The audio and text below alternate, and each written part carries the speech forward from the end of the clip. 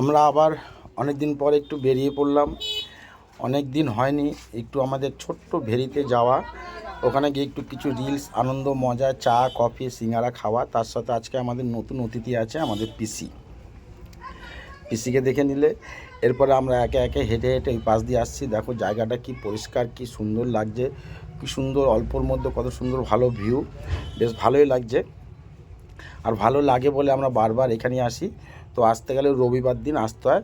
জলের বোতলটা পড়ে ফেটে গেল, যাক ঠিক আছে, উল্টি নিয়ে খেতে হবে, কারণ এখানে জল পাওয়া যায় না, কিছু না কিছু নিয়ে আসতে হয়।